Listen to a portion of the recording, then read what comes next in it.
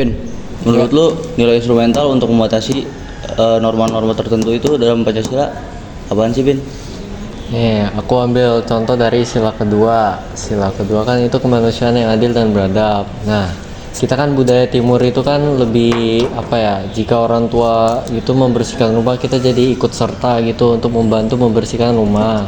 Misalnya dalam mengepel, menyapu, sama menata-nata barang. Gitu sih contohnya. Oh, oh gitu.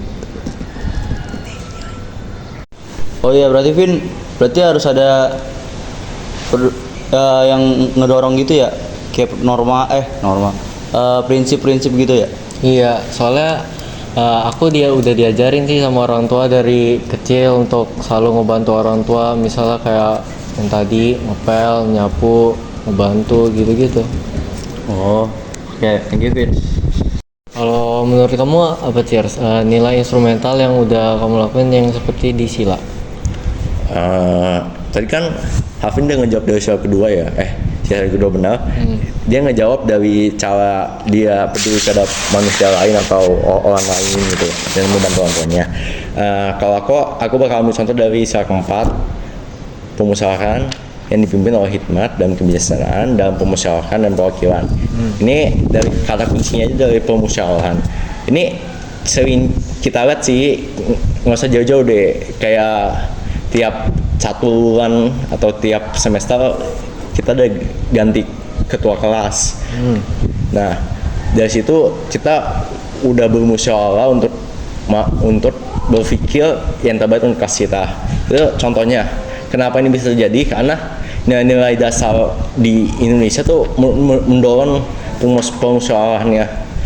Terlihat dari nilai Pancasila yang menjadi nilai instrumentalnya. Ya. Jadi sila keempat ini sudah menjadi pedoman penting bagi kayak kita siswa biasa sampai ke kayak pemilihan LT, bahkan sampai paling besar kemarin tuh yang pemilu kemarin sampai kita ribut-ribut.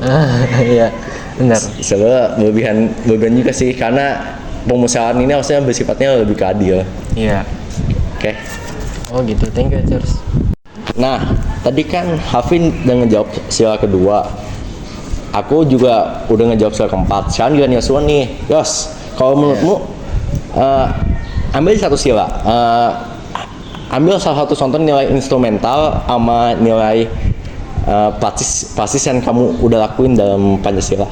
Oh, saya ambil dari sila yang pertama, yaitu ketuhanan yang Maha Esa, dimana kita harus berdoa. Pasti berdoa ini kan ada yang namanya dasarnya dulu.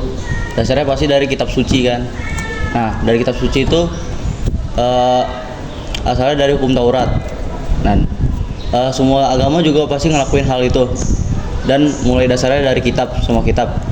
Dan pasti mereka menjadikan kitab itu pedoman untuk mereka berdoa dan beriman. Dan kitab ini juga banyak digunain di agama-agama tertentu sih. Jadi kitab ya Yos, yang bikin seseorang tuh kayak lebih baik dalam perilakunya, habis itu cara dia ngikutin ibadah ya. Jadi sebagai pedoman mereka lah. Pasti mereka rata-rata agama di Indonesia pasti ada yang berhubungan yang namanya kitab. Oke, makasih Yos.